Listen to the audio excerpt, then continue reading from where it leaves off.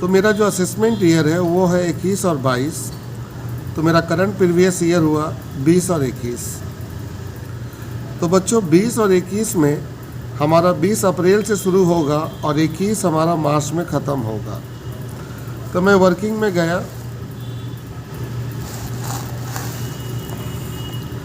और वर्किंग में जाकर मैंने लिखा 20 और 21। बच्चों थोड़ा सा ध्यान से देखना है मेरे को 20 और 21 में क्या हुआ। ये है बेटा, यहाँ देखो 20 और 21। सबसे पहले वो इंडिया में आया अप्रैल को, और मेरा 20 का अप्रैल से ही शुरू हो रहा, तो इंडिया को अप्रैल में आया और दिसंबर को चला गया। तो यानी कि 20 का अप्रैल में आया और 1 दिसंबर को चला गया, और फिर बेटा 21 का जनवरी में आया। तो बेटा हम पहले अप्रैल से जाएंगे कहाँ तक का, 1 दिसंबर तक का। देखो हम गए, देखो बेटा हम गए यहाँ। अप्रैल 30, मई 31, जून 30, जुलाई 31, अगस्त 31, सितंबर 31, अक्टूबर 31, नवंबर 30 और दिसंबर 1, क्योंकि 1 दिसंबर को वो चला गया। देखो देखो 1 दिसंबर को वो अमेरिका चला गया। अब उसके बाद वो आया है 20 जनवरी को, 21 को। तो मुझे तो 21 भी जाना है। तो देखिए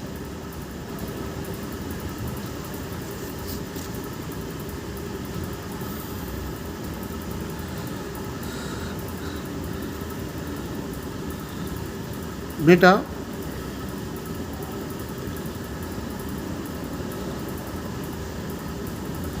जनवरी, फरवरी और मार्च,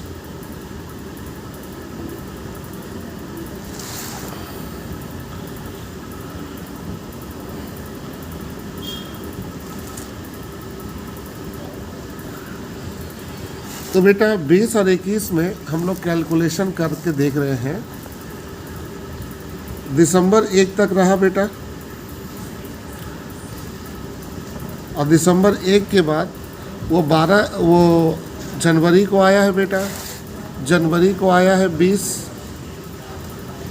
अगर वो 20 जनवरी को आया तो 20 से जाओ एक मार्च 31 तक, तो आएंगे आपका जाके 12, फरवरी 28, मार्च 31। ये सब मिलाकर अगर हम जोड़े बेटा तो आता है 376 दिन, 316 डेज। अब आते हैं बेटा, एक कम करके उतरो 19 और 20। 19 और 20 में ध्यान से देखो, वो इंडिया में नहीं रहा, क्योंकि बेटा 14 में आया, 17 को गया, 17 को गया तो 20 को आया। तो 19 और 20 वो 0 दिन रहा। 18 और 19 भी कहाँ रहा, 0 दिन रहा। लेकिन 17-18 में वो रहा, क्योंकि 17 को बांग्लादेश गया कब, 1 मई को गया। अगर वो 1 मई को बांग्लादेश गया बेटा, तो बेटा हम वर्किंग में दिखाते हैं बेटा 17-18, 1 मई को चला गया है बेटा, तो अप्रैल 30 रहा, क्योंकि 17 का शुरू अप्रैल से होगा, और मई 31 दिन बेटा वो रहा। इसके बाद बेटा हम लोग आते हैं 16 और 17। 16-17 को ध्यान से देखो बेटा, 14 को आने के बाद वो 17 को गया। तो इसका मतलब बेटा वो 16 और 17 में पूरा का पूरा 365 दिन रहा।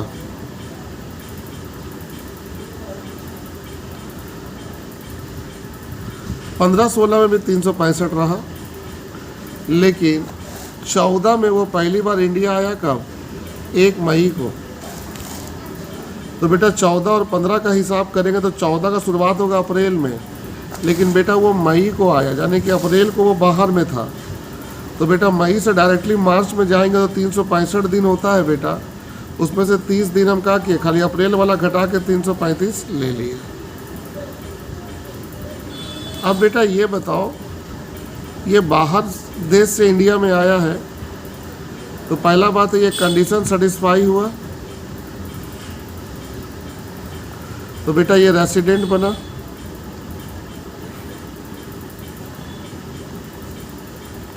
बेटा नॉट सेटिस्फाई,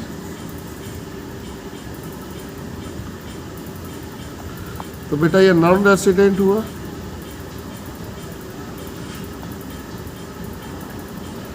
बेटा ये भी नॉट सेटिस्फाई, इसलिए नॉन रेसिडेंट हुआ। बेटा ये भी नॉट सेटिस्फाई, नॉन रेसिडेंट हुआ। बेटा ये सेटिस्फाई हो रहा, तो ये बेटा रेसिडेंट होगा। बेटा ये भी सेटिस्फाई हुआ, रेसिडेंट होगा। ये भी सेटिस्फाई हुआ, रेसिडेंट होगा। अब बेटा आप बताओ, जब ये रेसिडेंट बन चुका है तो हमको एडिशनल कंडीशन में जाना होगा। कम से कम 2 साल रेसिडेंट रहना है 10 साल में। तो बेटा रेसिडेंट तो वो रह गया, देखो 1 2 3 बार वो रेसिडेंट हो चुका। अभी 10 साल हम काउंटिंग किए ही नहीं है। कितने साल हो रहा है? 1 2 3 4 5 6 7 8 9। अगर ये 3 साल की बात करें तो इंडिया में नहीं था, वो बाहर था, तो 0 0 0। अब बेटा ये बताओ, 10 साल में 2 साल रेसिडेंट चाहिए। हाँ बेटा है। और 7 साल में बेटा 729 दिन। इसको छोड़कर 1 2 3 4 5 6 और 7, ये तो दोनों 0 हो जाएगा। 1 2 3 4 5 6 7। अगर हम लोग यहाँ से लेके यहाँ तक जोड़े बेटा, 1 2 3 4 5 6, 7वां साल 0 हो जाएगा क्योंकि बाहर में था। तो बेटा 729 दिन से ज़्यादा हो रहा। तो बेटा हम लोग का फाइनल आंसर होगा कि सर ये रेसिडेंट भी है और ऑर्डिनरली रेसिडेंट इन इंडिया है। एक बार बेटा इस सवाल में फिर फोकस करो। बेटा वो इंडिया में कब आया? 14 को। और गया कब? 17 को। तो बेटा 14 को आया, 17 को गया, यानी कि बेटा वो 15 भी भारत में रहा, 16 भी भारत में रहा, 17 में रहा, 1 5 तक। फिर उसके बाद वो 20 को इंडिया आया और दिसंबर 20 को इंडिया से वो चला गया। तो इसका मतलब अप्रैल से 1 दिसंबर तक इंडिया में था, फिर 21 को इंडिया में आ गया। तो बेटा इसका कैलकुलेशन किए हैं, इसको अच्छे से देखो। अब आते हैं नेक्स्ट सवाल 8 नंबर।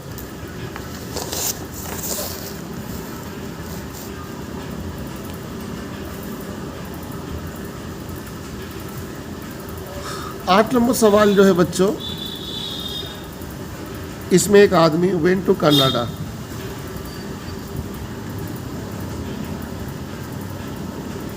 ये इंडियन सिटीजन है बेटा, जो जॉब के लिए कनाडा गया। इनका नाम है सुधीर। ये 3 सितंबर को कनाडा गया, अब 12 दिसंबर को फिर इंडिया आ गया। और ये 30,000 रुपया अमेरिका के बिजनेस से कमाया और ये कंट्रोल हो रहा था इंडिया से, और आधा पैसा वो इंडिया में रिसीव कर लिया। हम लोग को निकालना है रेसिडेंशियल स्टेटस सुधीर का, जिसका असेसमेंट ईयर 21 और 22 है। तो प्रीवियस ईयर होगा 20 और 21। बच्चा सुधीर इंडिया का आदमी है और ये बाहर जा रहा है कब? पहली बात सितंबर 2020 को। और मेरा प्रीवियस ईयर भी 20 और 21 है। 20 का मतलब अप्रैल से शुरू करना है, तो ये हम 20 और 21 लिखे। आप बताइए वो गया कब? सितंबर 3 को गया। 20 का सितंबर 3 को गया, तो सितंबर से पहले वो इंडिया में था। सितंबर से पहले वो इंडिया में था। अप्रैल था, मई था, जून था, जुलाई था, अगस्त था, सितंबर 3 ये पकड़ में आया, क्योंकि 3 सितंबर को इंडिया छोड़कर गया, तो सितंबर में 3 दिन रहा वो। उसके बाद सितंबर के बाद वो 12 दिसंबर को आया, तो देखो अक्टूबर 0 रहा, नवंबर 0 रहा, फिर वो दिसंबर को आया। अब 12 दिसंबर को आया, तो बेटा 12 से 31 तक जाओगे तो टोटल 20 दिन इंडिया में रहा। उसके बाद जनवरी में रहा, फरवरी में रहा और मार्च भी रहा। टोटल जोड़े 245 दिन, 245 ले लिए बच्चों। अब इसके नीचे नहीं जाएंगे बच्चों, क्यों? क्योंकि इंडिया में पहली बार वो 20 को गया। देखो अब बताओ बच्चों, ये इंडियन सिटीजन है, जॉब के लिए जा रहा, एम्प्लॉयमेंट के लिए जा रहा, तो बेटा बिजनेस के लिए जा रहा, तो इसके लिए पहला कंडीशन लगेगा 182 डेज। तो ये तो 182 से ज़्यादा है, तो इसको रेसिडेंट बोल सकते हैं बेटा। सॉरी बेटा, ये कंडीशन सेटिस्फाई हो रहा।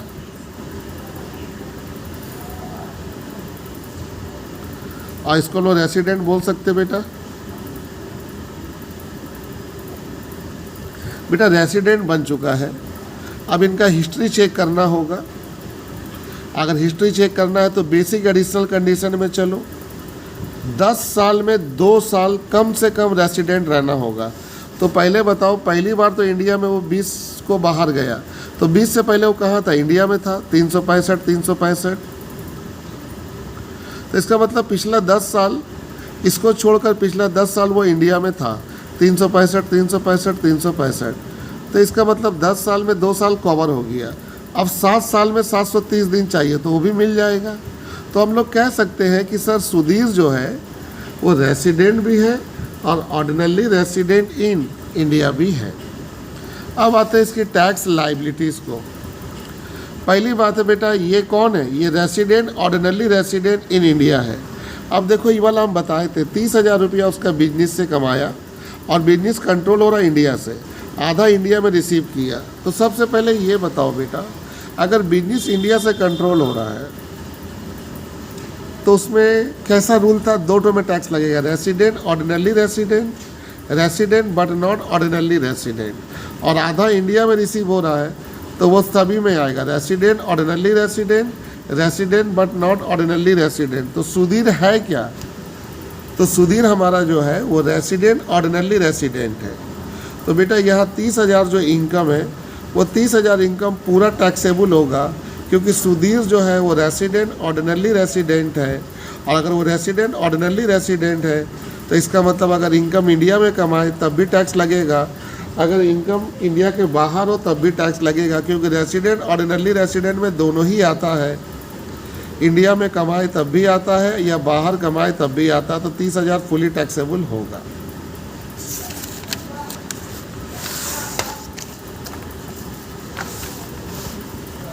सवाल 11, पहली बार विदेशी आदमी इंडिया में आया, come to India, Indian citizen नहीं है बेटा, ये पहली बार इंडिया में आया 15 को आया बेटा, फिर 18 को गया। 18 के बाद बेटा 20 को आया, फिर बेटा दिसंबर 20 को चला गया, फिर 20 जनवरी को आया और इंडिया में रहने लगा। बोल रहा रेजिडेंशियल स्टेटस निकालिए मिस्टर एक्स का। आपका असेसमेंट ईयर है 21-22, तो आप कौन सा लेंगे? 20 और 21। तो 20-21 को टारगेट करिए। कब आया इंडिया में? अप्रैल 20 को आया। और हम लोग का जो 20 शुरू होगा वो अप्रैल से ही होगा, और दिसंबर को गया। तो पहले यहाँ से यहाँ तक का हम लोग काउंटिंग कर लें 20 का। देखो किए, अप्रैल, मई, जून, जुलाई, अगस्त, सितंबर, अक्टूबर, नवंबर, दिसंबर 1, 20 कंप्लीट हो गया। 21 की बात करो, 21 में कब आया? 20 जनवरी को। तो देखो जनवरी 12 ले लिए, फरवरी और मार्च 12 समझ में आया ना बेटा? 31 से 12 घटाओगे 11 आएगा, और आने वाला एक दिन ले लो 12, ये जोड़े तो बेटा टोटल आया 313 डेज। अब हम लोग का बेटा आना पड़ेगा 19 और 20 में। बेटा 20 कंप्लीट हो गया। अब बेटा थोड़ा पीछे चलो, हमें चाहिए 19 और 20 का मार्च तक। ध्यान से देखो, वो इंडिया में आया है बाबू, 20 में आया, लेकिन कब आया? अप्रैल को। और यहाँ 20 मेरा कहाँ तक का है? मार्च तक का। तो मार्च का 20 में नहीं है और 19 खाली है, क्योंकि 18 को चला गया, तो 0 हुआ बेटा।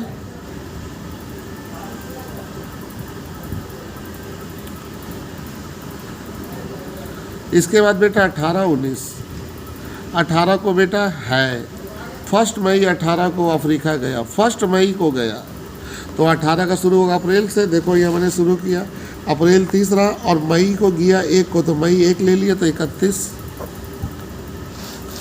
अब हम आए 17 और 18, 17-18 की बात कर रहे बेटा। 17-18 15 को इंडिया में आया, देखो 15 को इंडिया में आया और 18 को अफ्रीका गया, तो यानी कि 16-17 और 18 का मार्च तक रहा। तो 17-18 में 365 दिन, 16-17 में भी 365 दिन, लेकिन 15-16 में देखो ध्यान से, 15 को कब आया? 1 मई को आया। तो बेटा हम लोग यहाँ पढ़ी, कैलकुलेशन किए हैं, 15-16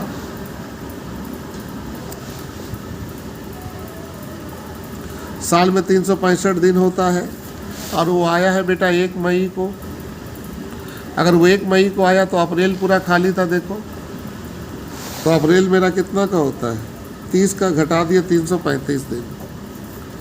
अब बेटा बात को ध्यान से सुनना है, ये बाहर से हमारे देश में आए हैं तो इनके लिए दोनों रूल लगे, 182 वाला 60 वाला भी। तो पहला तो ये 313 है तो रेसिडेंट हुआ, सेटिस्फाई हुआ, और सेटिस्फाई हुए तो क्या बनेंगे? रेसिडेंट। नॉट सेटिस्फाई तो ये नॉन रेसिडेंट।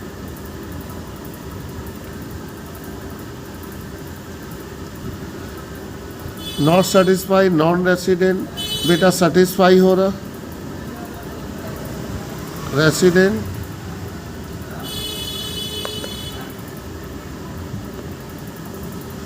बेटा सेटिस्फाई, रेसिडेंट, सेटिस्फाई, रेसिडेंट। अब बेटा बात करो, पहली बात है ये रेसिडेंट बन चुका है। अब इनको पिछला 10 साल का डाटा चेक करना होगा। पहले 10 साल में 2 साल रेसिडेंट रहना, हाँ बेटा है। अब 7 साल जाना है बेटा, 730 दिन, 1 2 3 4 5। पिछला जाएंगे 2 साल तो 0 0 0, क्योंकि बाहर में था ये। तो यहाँ से लेकर यहाँ तक जोड़ेंगे बेटा तो 729 से ज़्यादा हो जाएगा। तो इसका मतलब ये जितना कंडीशन है अलग से, बेसिक एडिशनल कंडीशन, ये दोनों सेटिस्फाई कर रहा। तो हम लोग कह सकते हैं कि जो मिस्टर एस है वो resident, ordinary resident in India है। एक बार इसको अच्छे से देख लेना बेटा।